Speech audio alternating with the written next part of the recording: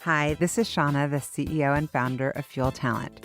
One of the things I have loved most in my 25-year recruiting career has always been the stories that people tell. Stories of leadership, career choices, company ideas, and team building. My inspiration for starting the What Fuels You podcast came from being curious about people's lives and wanting to help share their stories. What path brought them to this place? What decisions did they make that led to failures and successes? Who influenced those decisions, and what lessons were learned along the way? I hope you enjoy the What Fuels You podcast. Today's guest on the What Fuels You podcast is Ed Petersen. Ed is the co-founder and CEO of Wrench, Inc. The company was started with the mission to remove the hassle of vehicle ownership through trust, transparency, and convenience. Wrench operates throughout all 50 states, British Columbia, and Ontario, Canada, providing maintenance, repair, and vehicle inspection services to consumers and enterprises. Ed is a serial entrepreneur, having founded multiple companies, including Intelius, Talentwise, UnionStreet.com, LocalMobile, and Pantheon. These companies have provided approximately $1 billion in exits to their collective shareholders. While leading Wrench, he was a 2020 Ernst and Young Entrepreneur of the Year Finalist, and in 2021, Wrench was recognized by Forbes as one of the best places to work in the nation. Ed graduated from Whittier College with degrees in business administration and history, and served for several years as a member of the Board of Trustees. Ed is also an active angel investor in the Seattle area, having invested in numerous startups over the years. Welcome, Ed. So good to see you.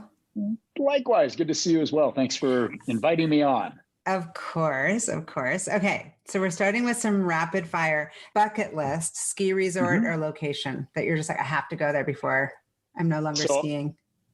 I spent I shouldn't say this or admit this, I spent a lot of time at Whistler. Of course, I'm still, running the company and so forth. So a lot, is all relative, but so it's still my favorite spot in the world. But I've never skied in Europe, and I've never skied in Japan. I have skied pretty much everywhere else in the U.S., but I have never been to Europe, and I've never skied in Japan. And I would love to go to either of those and have that experience. Like ski in Switzerland or Japan. I think Japan is amazing. Likewise, right? And so, I would love to have that experience at some point. So when we got to make it happen. Okay, what was it, since this is linked to Wrench and the whole theme around, so what was your very first car? Oh boy. So my first car was, it's actually sort of funny question.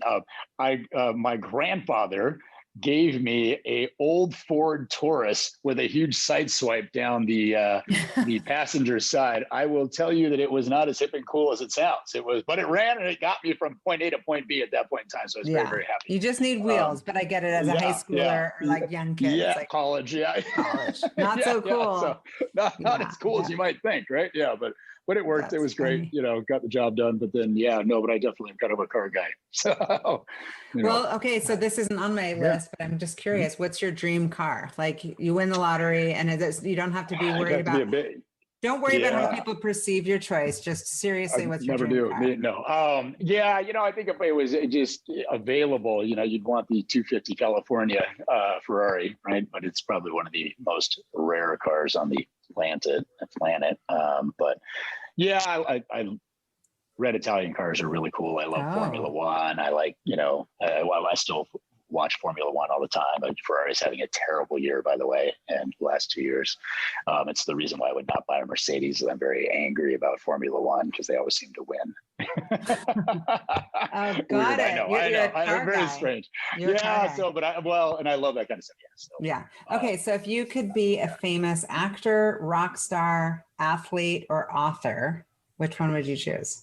Eddie Van Halen. God rock star. You better, specifically him. Specifically, you'd want to be Eddie Van Halen? You better believe it, because of all the guitars in back of you. That's why. It's the coolest instrument in the world. I can't take any credit for those, I'm guessing that you're an extrovert, but sometimes people say, no, I'm an introvert, like posing as an extrovert out of necessity. Are you a full extrovert? Yeah, kind of. I don't need to go out to giant, party all the time, be around lots of people, but, I certainly love, it's one of the reasons why we love The Office, right? I mean, even in the, the world in which we're living in right now with, with COVID and how, sensitive we are to groups. I mean, you miss that interaction, you miss that, that connection, that socialization. And I think it's a big component to, not just business, but also life. And so it really is important. So I do enjoy that. Yeah. Well, you're an energy giver. So I was just curious if you also need to get energy from other people, which is, I guess, how they would define it. Yeah. So you're getting it from The Office. That's great. Okay. Mm-hmm. What is the best thing that you have read, listened to, or seen in this past year? Oh boy. Read, listened to, or seen. So, the past, actually, I do read a bunch, but the Netflix, the chess, what's the Gambit. Gambit. I thought it was amazing. I got sucked into that. So that's like the last thing that I've been totally like kind of like, oh wow, I can't wait. I thought that was really, really cool show. I've read, a bunch of stuff just around kind of, like I think it's Annie Duke is the author for poker. No, she's the has the book about just data and kind of. Yeah. That's an important. There's a lot written on that right now. Yes. Yeah, that, and then I think some of John Doerr's books are good that I've read. The other, I hate saying this as a Seattleite and a huge Husky fan. The other book that I read a while back, and it's been over a year now, it was last year, is the Nike, and I say that just as an entrepreneur. I thought this was fascinating. Phil Knight book. The Phil Knight book, the Shoe Dog book, from an entrepreneurial perspective, is awesome. Yeah, it really is, because I you had kind of my look at son Nike, read that. right? Yeah, right. You look at that and you're like, what a big formal corporation, and then you read like what it took to get it to where it is, totally. And it's like selling the shoes out of his trunk. Yeah, totally right. And some of the crazy things they did, right, just on getting the company to survive and getting it to where it was. I mean, I thought it was a really neat story. Similarly, the Roy Crux story. The founder is a great, I think, is a great kind of example of another just sort of a good story of how hard it is to build, brands like that. So So here's my next question: beach or mountains? Both. So depends on what time of year and what mood I'm in. It's so hard to be able to answer. I like to ski, and I know, huh? Yeah. So so ski, Whistler. And people always ask me this: would you go to Hawaii? Don't take this the wrong way. Good people in Hawaii. No, I don't spend a lot of time in Hawaii. Mexico? Are you Mexico? Love going to the Caribbean. Spend a lot of time in the British Virgin Islands. And what's your favorite cuisine? Dick's Drive-In. Deluxe cheese fry, chocolate shake. No, that's right. I do that in there as a Seattle. You're making me hungry. I know, huh? Yeah, no. I'm kind of, love barbecue, love salmon. I'm your classic quintessential Seattle guy, right? Yeah, I am, right? So that's a perfect segue, because that's you're the Seattle guy. So you grew up here. You grew up in Seattle. And how would you describe like how that defines you? What does it mean to you when you're traveling in the world to say I'm a Seattleite? It's kind of morphed and changed, right? And it's kind of interesting is the city has grown in notoriety so much over the last few decades, right? You've kind of had these, I sort of call them, there's these three different booms that have happened in the city. You kind of had the Microsoft California-ish boom, and then you had the sort of the grunge boom, the Kurt Cobain, if you will, effect, where people went out and bought the album Nevermind, watched the movie Single, and decided to move to Seattle. And then you have now this big Amazon movement. And so it sort of has changed, your definition of the city and what it means to be here. And I do have a sense of pride of that I am a multi-generational Seattleite. My family's been here for a long time. And so I have a sense of pride in that, but it really has sort of my perspective originally was like, no, let me tell you how cool Seattle is. It's this little town up in, in the Northwest. And, or as we used to sort of joke, Southern Alaska almost, right? But I think Matt Hasselbeck said that at one point. But, now you're kind of like, oh boy, everyone knows where it is. Everyone, you're kind of like, yeah.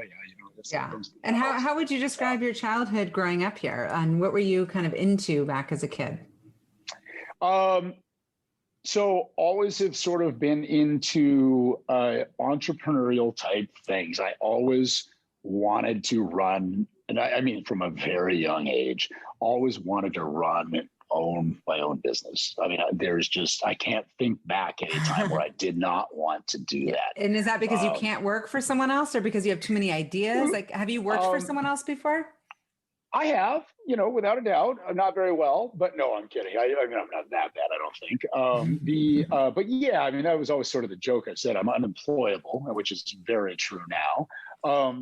Yeah, no, I think, you just sort of have this feeling of like wanting to be in control of your own destiny and having the freedom to be able to sort of, build and follow through on your own ideas and try things on your own and so forth. And I think that's always sort of been at the root of that for me. I love the creative process of problem solving and then taking those problems from sort of idea stage to, structure stage to then implementation stage. And so, that's been it. And there's a lot of great large companies where you can do some of those things. It's just never been sort of my fit, right? I've always wanted to kind of be. And how old were you? How old were you, Ed, when you realized like, I think I want to do this? And what was the first idea? Oh, wow. Gosh, well, it's funny when you say, when did I realize it? I mean, we had a family friend who actually owns some car washes around Seattle, but owns car wash, the Brown Bear car washes. And I always thought they were super cool because their dad owned the Brown Bear car wash. I was like, oh, there's one. And they run that. And so that was always, honestly, as weird as that sounds, when I was probably in fourth grade, I was like, that is the coolest thing. You're going to run your own business. Wow. That is amazing to me. And so it always sort of built from there through high school into college. And then, I was CEO of my first company when I was, I think, 24, which is longer ago than I will admit. Back when it was uncool to be a 20-something-year-old CEO. And so I've always just sort of, built and learned as I was going. The first ideas that we had were all technology, based. They're all, software based. How do you take, technology and streamline, kind of processes to problem solve? And that was always it. And growing up in Seattle too, you are exposed, more to technology at a early age, if you will, sort of in the normal course of your life than you are probably somewhere else. I mean, you've got Microsoft here, right? And, all those sorts of things, right? And so, that was sort of that draw to it. When you were in high school, were you doing sports? Were you into music? Yeah. And were you working? I did work a little bit, first job, I was the busboy at the old spaghetti factory down in, that which is total digression, which is really funny because one of my good friends now is the CEO of the old spaghetti factory. And I always kind of laugh at them. I'm like, hey, I'm an alumni. I started that. But yeah, no, that was actually literally the first real job I ever had, which was, by the way, a great job. But yeah, it just kind of, the whole thought of business and how businesses work and how they grow and how, what the problem solving is that goes into running a business, building a business, creating solutions for businesses has just always been, since, a really early age, even, as funny as it sounds, even starting it like that first job, it was always interesting to me. And how were you in school? Was school easy for you? Because I do find I talk to a lot of entrepreneurs who are, it seems to me like one of the two, either I excelled and I crushed school or that wasn't really my jam. And super curious if there were teachers who along the way either propelled that thinking of I could be successful or put doubt in your mind that you could be successful. So not doubt, I was blessed with really good teachers. So, but it's such an interesting question because I would tell you that I'm neither. And this is a little bit of my personality, which is why I feel like I'm an entrepreneur, which is if I'm really interested into it, I crushed it. If it was sort of a boring class and I didn't really like it or didn't like the teacher, sounds terrible, but kind of mail it in.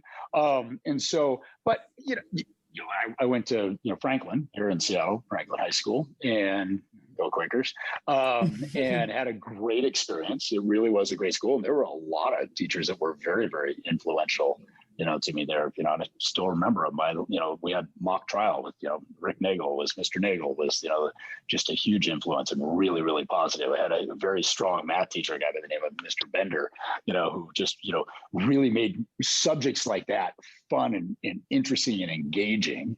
And so, did really, really well there. I then went to Whittier College, which is a small school down in California, and it's kind of interesting. How did you choose Whittier? Because I saw Whittier. I'm like, how did you choose Whittier? Yeah, they had a palm tree on the brochure. No, I'm kidding. I am also a multi-generational. Everyone in my family has some sort of degree from the UW, and so I grew up going to Husky games all the time. Always very loyal to that school. But I kind of had this epiphany living on Queen Anne, growing up in Queen Anne, that there's got to be a little bit more than traveling, a quarter mile or, 3/4 of a mile to go to college. And so I wanted to get out of the school. Originally, I wanted to go to law school. And so I wanted to get out of Seattle. Didn't want to go back east. I'm a West Coast guy by far. And so wanted to go to a small school, and Whittier was I think at that point, like the number 3 ranked small liberal arts school in the country. Their acceptance rate for grad school, like if you wanted to go to grad school and you went through Whittier, was like 90 something %. And so I was like, I kind of at that point wanted to go to law school. I was thinking potentially even. And so, that was kind of it. It was really a great fit. I mean, I loved Franklin. You blossomed even more at Whittier? Yeah, it didn't have the academic rigors of, going to Lakeside. Yeah. So you felt challenged and inspired at Whittier. And what did you study in school? And was that kind of still preparing you thinking for potentially law school? Yeah, kind of until about halfway through. And then I had a couple of friends who were really influential on me. As well as professors, but friends who are really influential on me saying, why the heck do you want to go to law school? The tech world is going to blow up. You don't want to miss it. And I mean, I just still remember that conversation with a good friend of mine who's actually at HP. And, him saying to me, sitting down, like, we don't want to do this. You're going to miss out. We need to go now. We need to get involved in the technology industry right now. And it was the right timing. I mean, he's exactly right. I'm assuming it's a he. Yeah. Yep. Yeah. That's awesome. And so that was it. But I have a business degree and a history degree. I almost would tell you that the history degree is more impactful than the business degree in business. I know that sounds weird. I've heard people say that from a perspective of seeing patterns. Yeah. And it's just kind of, problem solving to me is all the same, no matter what industry in medicine, business, take your, being a lawyer, your basic, structure for problem solving, which is one of the things that, like a place like Whittier really kind of helped me kind of formalize, it really is kind of similar. And the catch of the business side is you're kind of learning a very specific thing, hey, business, all right, here's your accounting class, and here's your, operations class, your org structure, all that kind of stuff.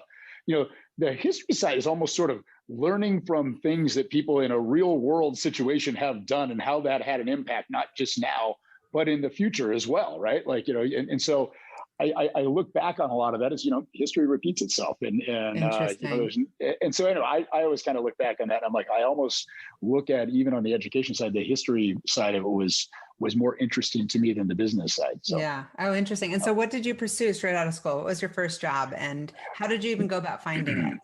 Boy, and so I came out, in a time period where the country was not in the most conducive job market. Knew I wanted to go back to Seattle. I got a job at a advertising agency called Ogilvy and Mather, which is I remember them. Big ad agency. And they had, at that point in time, the Microsoft account. And this is how long ago that was.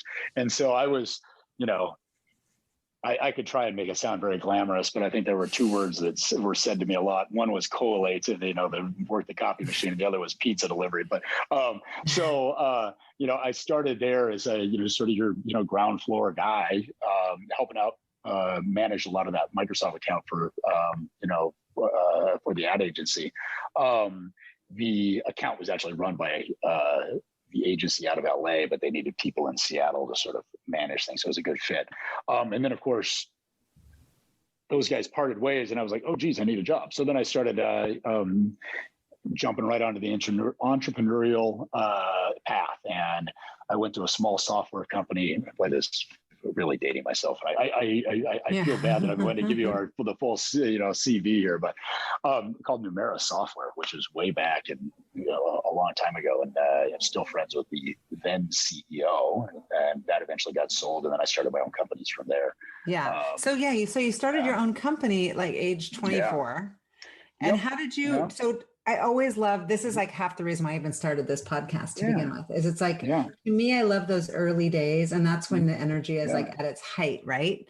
When you're just like, okay, so is it like you have this idea and how do you fund it? And who do you start it with? And in what order do those things happen? Like walk me through if you're telling your kids, like, this is how you start a company. Holy cow. So there's two things that I always tell people. One is you never know what you're getting into, but two, you've just got to be all in.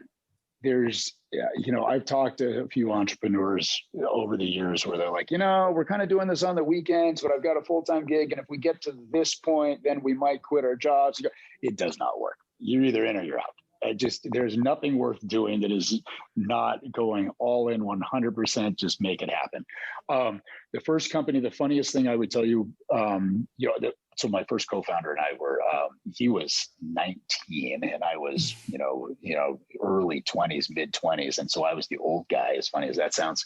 And, we didn't know what in the world we were doing. And we were the first cup of coffee at Starbucks in Pioneer Square and the last cup of coffee before they closed, literally every day. And I'm not suggesting that we were working harder. We just didn't know what we were doing. So we probably had to do everything 2 or 3 times because we're like, oh, oops, Yeah. And so I think, as you go, you get a little more efficient at those things, to be honest. What was the business and what was the business model? So, that was Union Street. And so Union Street was kind of interesting because it was, we had a wireless platform. This is, in the 90s, a wireless platform that basically was the first piece of technology that separated out really kind of the presentation layer and the database layer for data. And so we managed, it was a personal information management system that allowed you to access your email on a desktop, on a cell phone, or any other wireless device, all with a unified back end. And so the pitch there was to go out and we were selling to wireless carriers. And we would say, hey, look, you're running data through these wireless carriers, whether it's a news alert, whether it's a weather, a stock ticker, email, text, whatever, and not as much text, but email, calendar, and to-do lists, those types of things. Wow. We were one of the first companies to put those on a phone. And so, and how did you even know what you were doing? We didn't, that would be the argument, but we're fast learners, right? And that's where I kind of come back to, I don't think you ever really know. I mean, if you look at Wrench, we just thought this was a cool problem to solve. Yeah, but Wrench is an example of like, it's like, oh, I know what that is. And that makes sense. And that is a problem that's solving. Some of these other companies, or even like half our clients are like data, blah, blah, cloud, blah, blah. Like some of those things are a little bit less, less easy to digest, and so this company was successful, right? That your first company? Yeah, we sold it. It's one of those things where you kind of looked at it and it was more successful hitching the wagon to a bigger horse than going it alone. And we ended up selling it to, way back then, a company called InfoSpace, which is a big wireless data aggregator. And it worked out really well. And so we went around and signed up all the rest of the carriers. And if you got a piece of data that came through your phone and the late 90s to 2000-ish, 2001, chances are in the US, most of that came through our software. That's incredible. That alone, minus half your other things, because, you've done so many of these companies and had successful exits and acquisitions. You could just have stopped there and been like, that's awesome. But you've got this bug to like start over. And so how was it being acquired? The comment I make to our internal crew is, no one buys crappy companies and crappy companies don't go public. Why don't you stay focused on building a great company and then good things will happen? And so from, that is the one comment I always make to people, because, if you get to the point where you have a good company and someone is knocking on your door, that's a whole different, you're in a better position, right? And that's a whole different path to go down. And, then you just kind of start going through what do you want to do? What is the best spot? Because there are a lot of great pieces of technology that are, better hitched to a bigger horse and can do some cool things. And so, there's kind of a whole thought process you would go through on that evaluation. And, I've done that a few times and it's, generally worked out pretty well.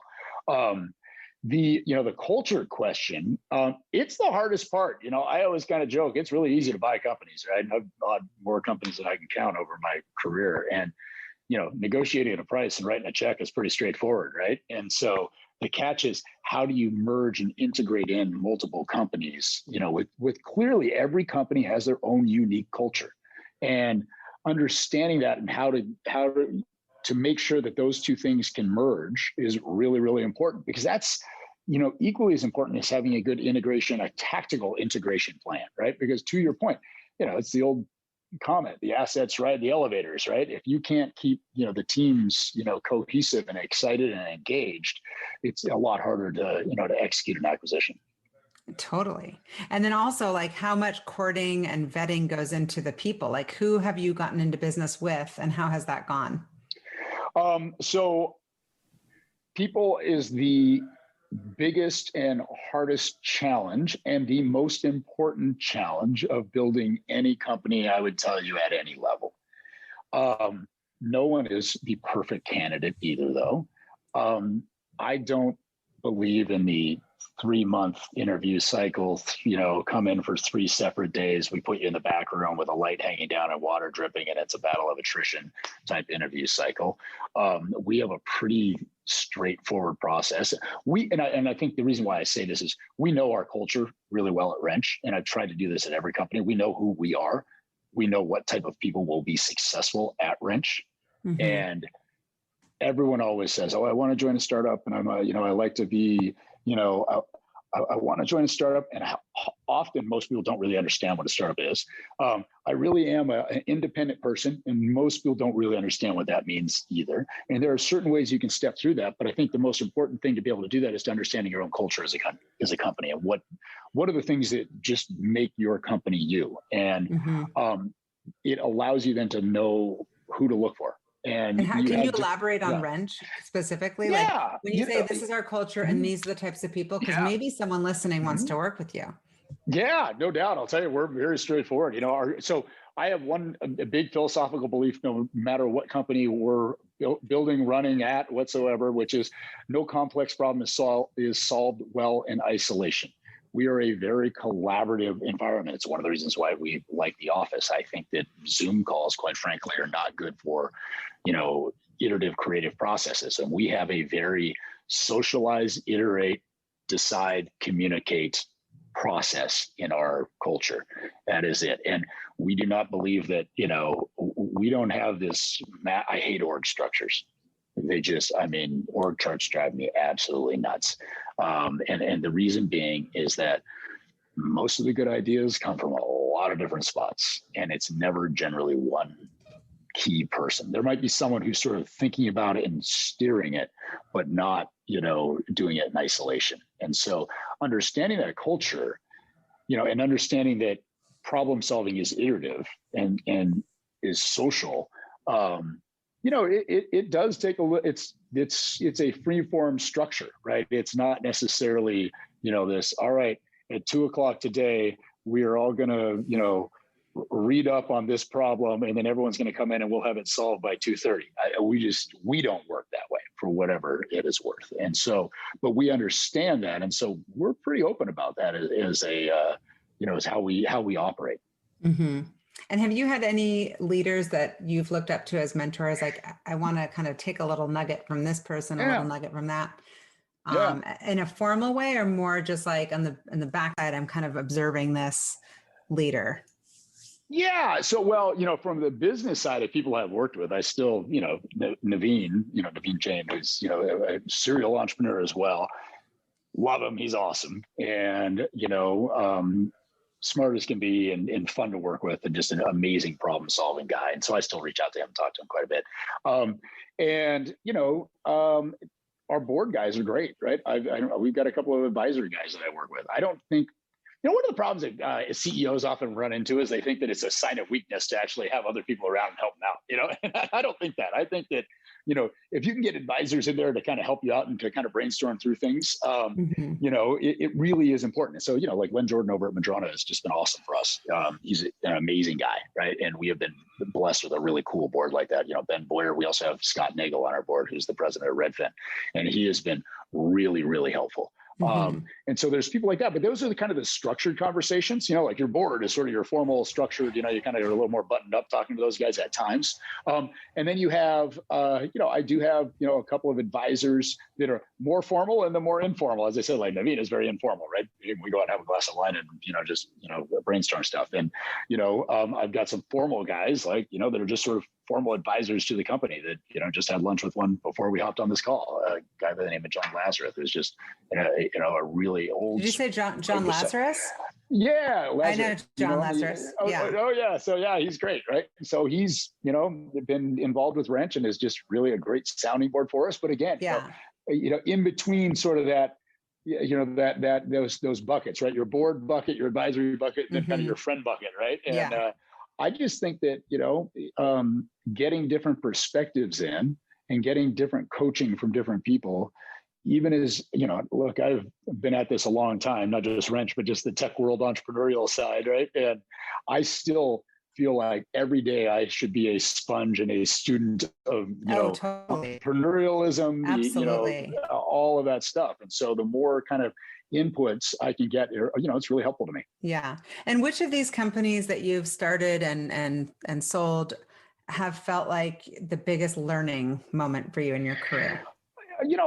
I think they're all different, all learning moments. Total digression, but I always say this because learning is like the key to everything. I always say this to my kids, and and you start with that foundation at a very young age. You've got to drill in the excitement of learning and the excitement of exploring things, and that curiosity is really, really important. I live somewhat close to my parents, let's just say on Queen Anne. And when I get up and go for a run in the morning, when my dad was still working, he's since retired, but I used to kind of laugh even when he was in his 70s. I'd go run around the top of Queen Anne Hill. And if I could get back by their house before he left he's a doctor, before he left for the hospital, I would think I was really cool. I was like, yes. And now, of course, he's left. And I'm like, why are you still working? It's like, man, the intellectual drive of getting in there and, helping people and doing all those things. Yeah. I'm in. Well, he's such a model. He's a model for you. That's it, right? I mean, a huge one. As far as you go, if you were to be a hired gun, even though you can't work for other people, but if someone were to hire you right now, are you the product guy? Are you the sales guy, the strategy guy?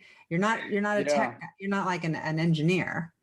No, not an engineer. So what's your kind of ninja skill?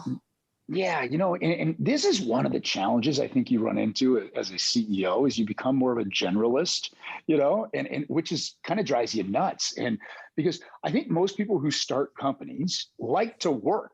You know what I mean? Like I like to get in and build spreadsheets and actually figure out all the inner workings of products and be involved in specs and, all that kind of stuff. And you really, you can't at that level. You've got to kind of somewhat step back. But, I think I naturally gravitate towards the business strategy, business side, and then product, and I started in product, but, those are the two things that I think come most naturally to me. It probably drives our product and our business team here nuts because I stick my nose in there a lot. I think it's great. Yeah. I'm not doing code reviews, if you will. Yeah. No, I think it's awesome. So tell me, I know you said you started Wrench because there was a problem to solve. Yeah. And it's such an obvious problem. And I love that you said Mercedes because I have one of these, like I have the kick-ass, like vroom, vroom, awesome Mercedes, like a GL 63. I don't even know what it's called. Yeah. But I love this car.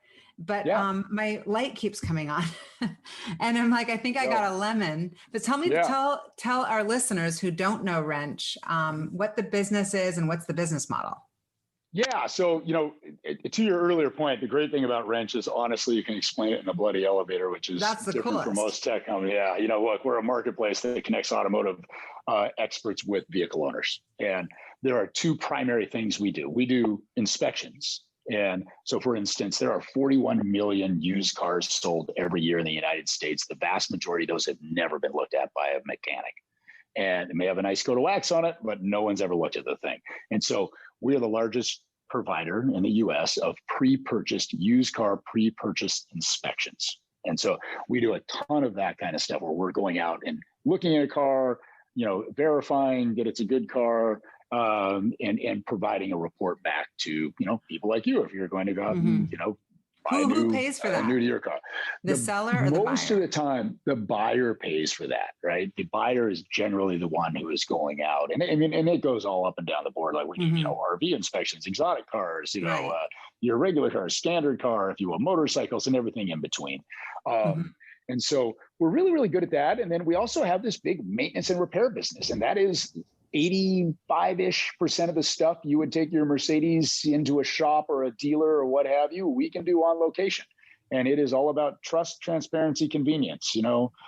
Trust, who's showing up, what they're good at, their reviews, our reviews, transparency, how much it's going to cost, and convenience. You can go on to wrench.com and schedule your job in, about a minute, maybe a minute and a half, and we'll be there within, usually 24, 48 hours to fix your problem. And it's whether it's that flashy light that's going off and you need, a 50,000 mile tune up, or whether it's, you need new brakes or, whatever it may be. We're really good, in that spot. And the biggest difference on these two as well on the wrench side is, we actually hire the technicians on the maintenance and repair side. So they are wrench employees. And we do that for quality assurance reasons and because it's a logistically intense problem. Fixing a car is not easy.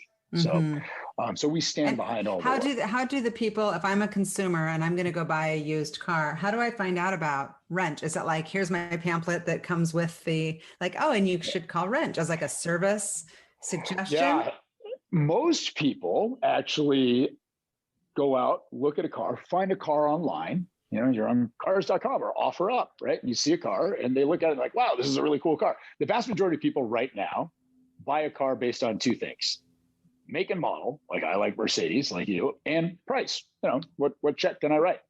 That's really it. Location, where it is, really isn't that big of a deal. You can get the car brought to you, right? And so the challenge they get there is they don't know anything more than that. And so then generally what happens is they either see our ad within some of those spots, or they go out to Google and used car inspection. The first thing that pops up is our Lemon Squad brand. And so Lemon Squad is our consumer facing brand for used car inspections.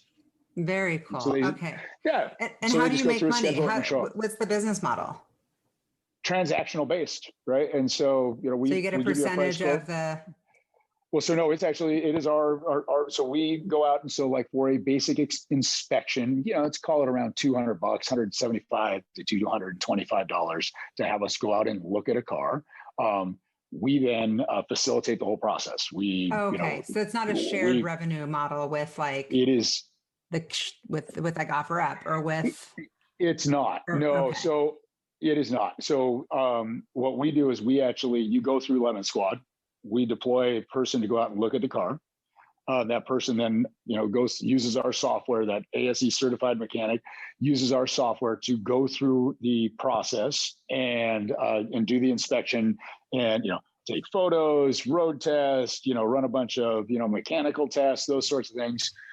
We then turn that into a more consumer friendly, so that you and I can understand it, report, and that is delivered back to the buyer. And then they can make their decision whether they want to buy the car or not. It's such a good idea. I love it, love it, love it. And I'm curious how you came up with it. Because I've had a lot of different clients and also just friends on this podcast. And I love that part. Like, was it like an in the shower story or a friend and I can solve that? So the original part was that my last company was in downtown Bellevue and I was on Queen Anne. So I was driving over to Bellevue all the time. And I was one of these very unusual people, and it is unusual people who do that, which is I still was taking the car to the dealer no matter how old the thing was. And that's not a knock on the dealer, just most people don't do that, right? You kind of get to a certain point where you're like, But it was really a pain. I mean, and they treated me well, by the way. The dealers do, they treat you well. But driving from Queen Anne all the way over to Bellevue to go to the dealer and then figuring out how to get home, dropping the car off was just a massive hassle. This literally happened to me on Friday. Yes. So this was where the idea came from, right? Yes, exactly, right? And so it's like, there's got to be a better way to do this. And originally, as a tech person, right, we're like, we should just build the software and, just tell people what's wrong and blah, blah. And then we're like, man, that doesn't really solve the problem, right? You've got to fix the problem. The problem is most people are like what you just said about your car. There's some light going on. I don't know what it is. And you're like, I don't know, is the gas cap on wrong or is the car going to explode? Who knows, right? Totally. And so, right, I mean, that's what you're kind of thinking. I mean, that's what I think, right? I'm like, oh, I don't know. It's just my way of diagnosing a vehicle, and our guys get really angry when I say this, but my way of diagnosing the car is, if I turn the key and it starts, we're all good, right? And I just go, right? And if it doesn't work, then we got a problem, right? And so, I really came at it from what is the consumer's problem that you've got to solve, and how do you solve the consumer issue? And anyway, so that's really kind of where it came from. It was just out of a 100%, Casey, Doug, and I, the three of us that started the company, sitting down and brainstorming what was an interesting problem to solve. We from there went into, all right, what are our skill sets and what are we? How did you know Casey? How does that fit in? So they both worked for me. So Casey was Casey, I feel a little bit bad for him. I'm the only boss he's really technically had. I hired him out of the UW at my last company, poor guy. And so he's, just sort of stuck with me. No, I think the opposite. I think he's like, he saw gold and he's like, I'll have some of that. I don't know. And then Doug was our data science guy, or the head of all of our data services at my last company, Intelius. And so just a big, deep data, understands how to scale large engineering team. He's your classic Stanford, awesome. When you're thinking CTO Stanford guy, that's Doug. Your guy. So you've got an awesome group, the co-founders. You're going to build this thing. So who's the very first, not human by name, but like role that you go to hire? Is it a mechanic? Yeah, partly actually the very first guy, and you'll laugh. The very first guy, the reason why I say you'll laugh is I'm sitting in the conference room that's named after him, and he's still here, as a guy by the name of Eddie Strickler, who was our first engineer to come in and help build the software with us. And so he was the first guy that came on board. We named the conference room after him because we had this little teeny office.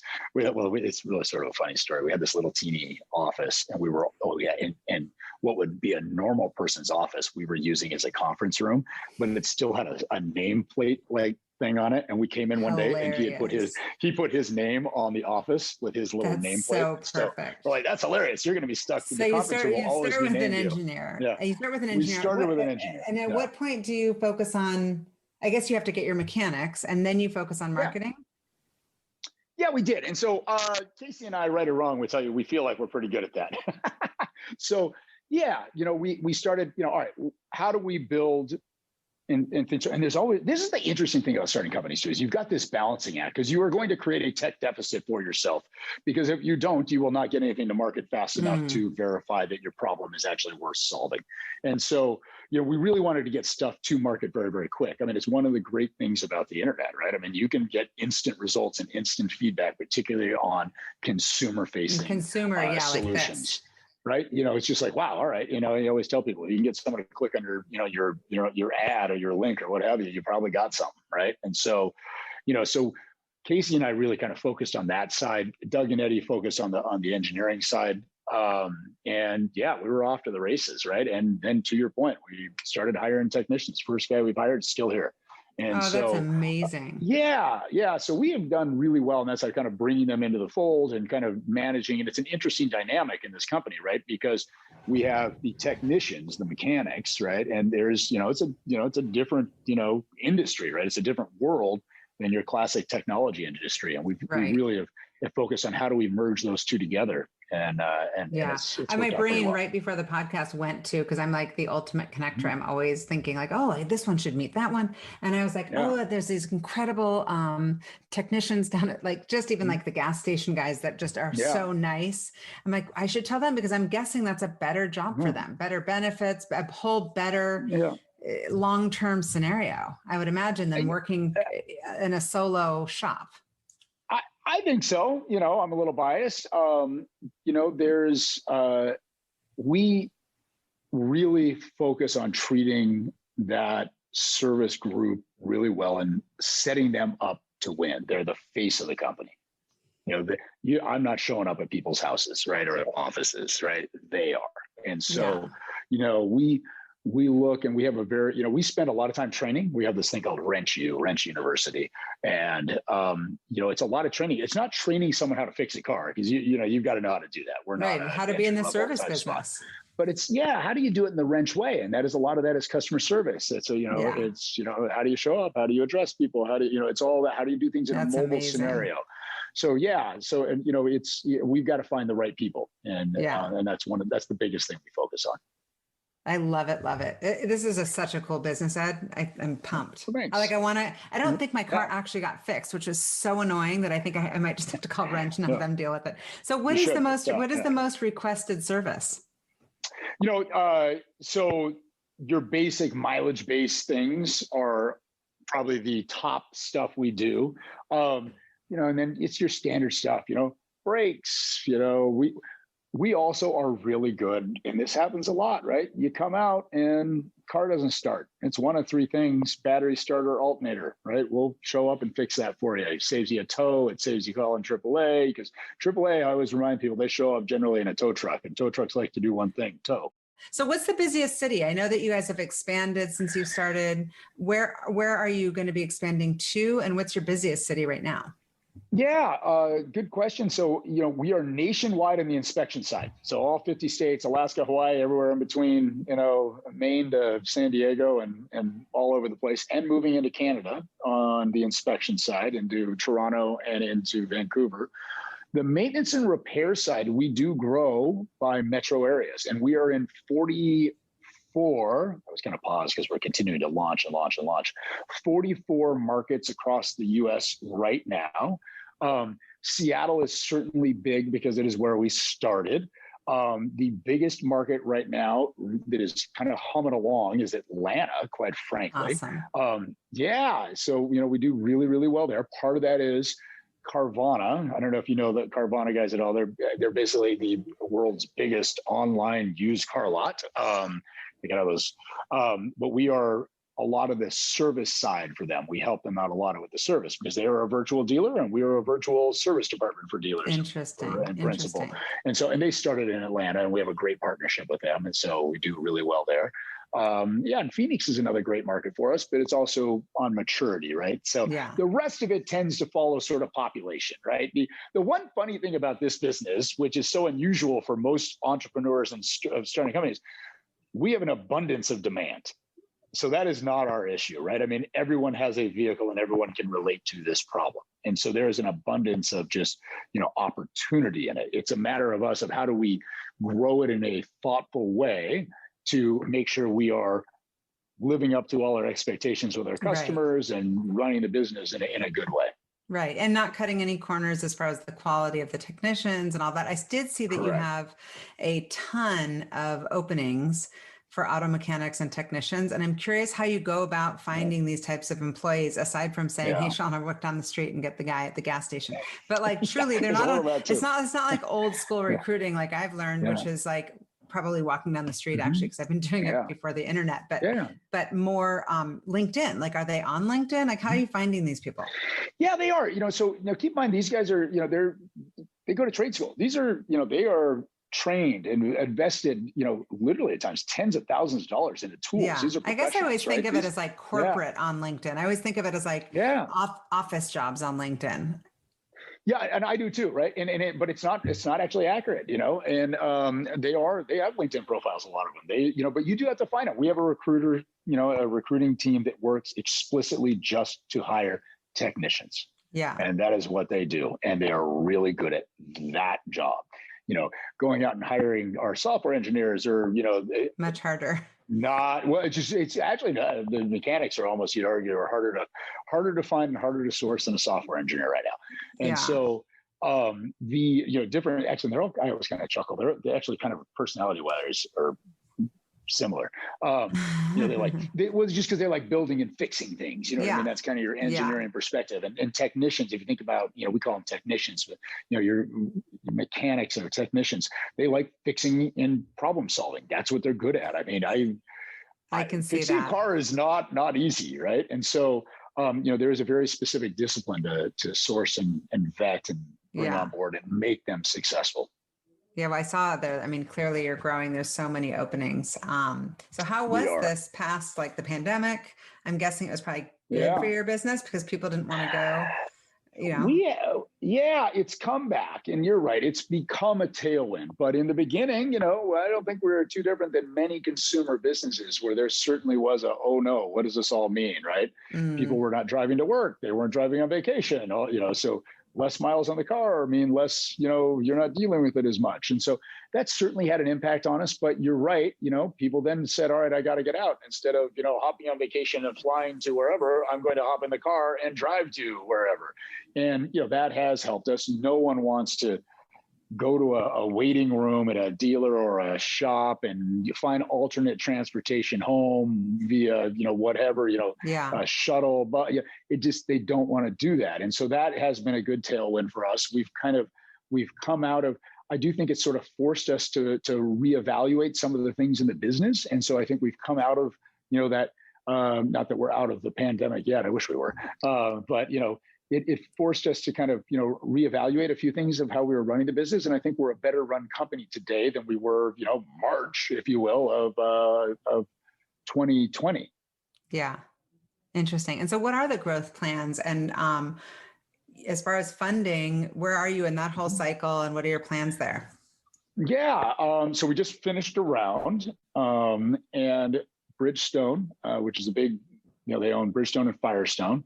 Biggest maintenance and repair, shop, brick and mortar shop in the U.S. Bridgestone's the biggest tire company and maintenance and repair company on the planet, is a big strategic partner of ours now. And so we're very excited about that. We are. Congratulations. Thank you. Yeah, we'll be their mobile solution and we're going to continue to grow. So when you think growth, we're going to continue to, work with them to grow that footprint out and grow and help them kind of build out with the Wrench brand, a mobile solution for their customers that really kind of works in tandem with their brick and mortar solution.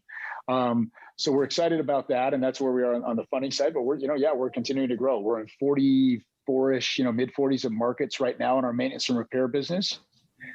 We expect to be, and we plan to be in 100 markets, the top 100 MSAs by the end of next year.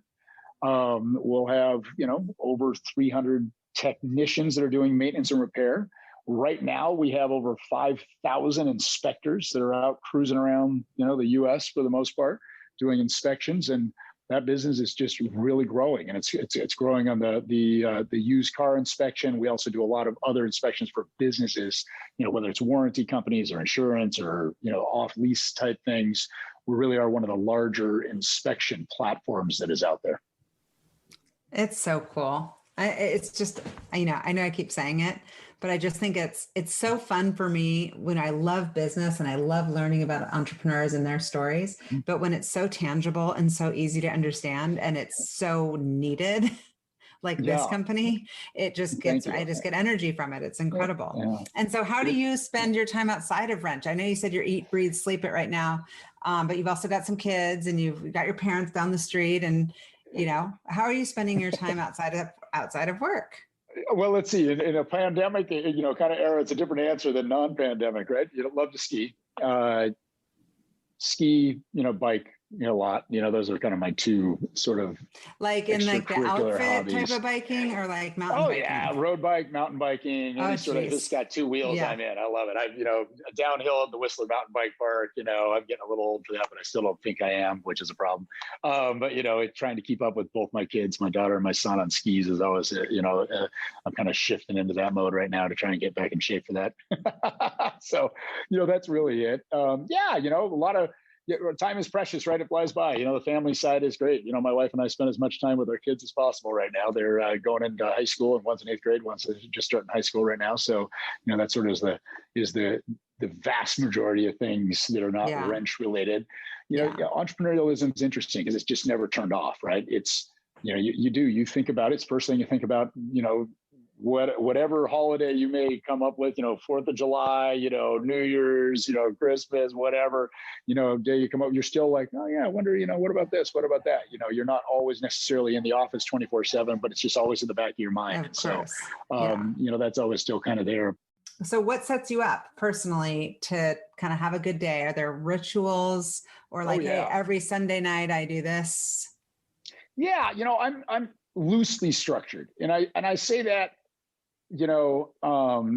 and there's a joke the guys have around here that was telling me, I'm very flexible as long as it's everything's set up exactly the way I want, which is the irony is hilarious. But, I get up every day and I either go for a run or a ride or something. And I, 5:30, get up, do that, have a cup of coffee, quick meal, get my kids ready to get them to school some way, shape or form, and into the office. And then the office, we do have some structured things. We have structured things of, some, exec meeting Monday morning, 10 a.m. to kind of free kind of brainstorming sessions that are in there as well, and things like that. But without a doubt, I would tell you that, that first part of the day is really critical. The other thing is I also kind of over the years have figured out what parts of the day I should allocate to what type of thinking.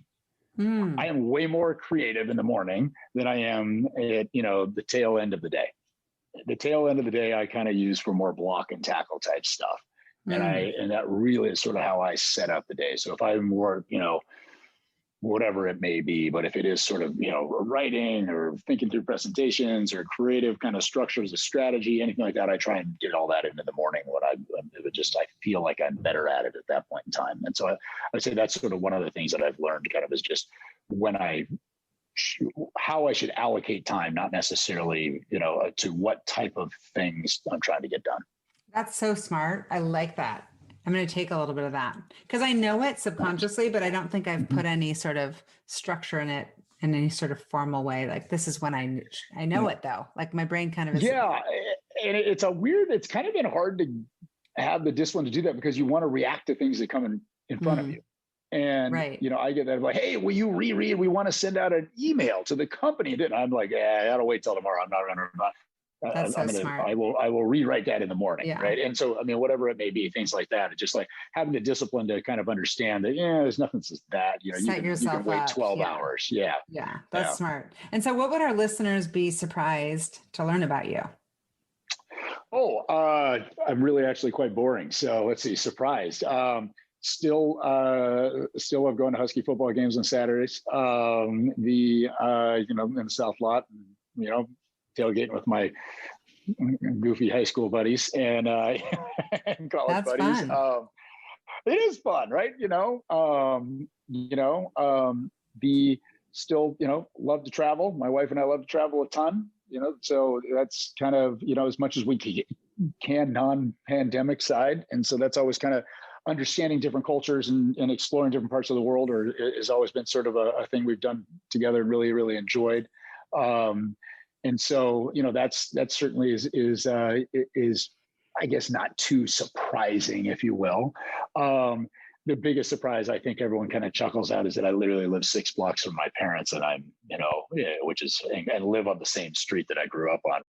Okay, so Ed, here's my final question: what fuels you? What's your ultimate fuel? Problem solving, complex problem solving. It really is it. And I go back to that comment I made before, which I've never, and I've held true to this for every company that I've started. I've never believed that complex problems are solved well in isolation. They're solved well with multiple perspectives, a diverse, thought process that goes into it.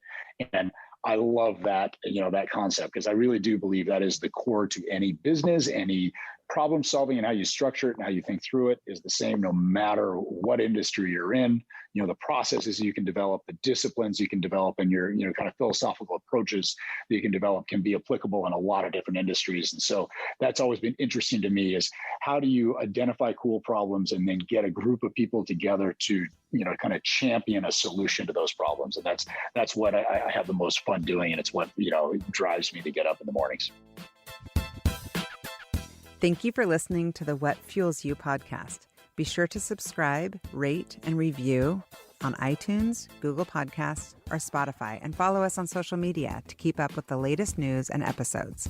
You can also contact us at podcast@fueltalent.com to provide feedback, ask questions, and share topics or guests you would like us to cover in the future. We hope you feel inspired by our guests and that we have helped fuel your day. Join us next time for another episode of What Fuels You.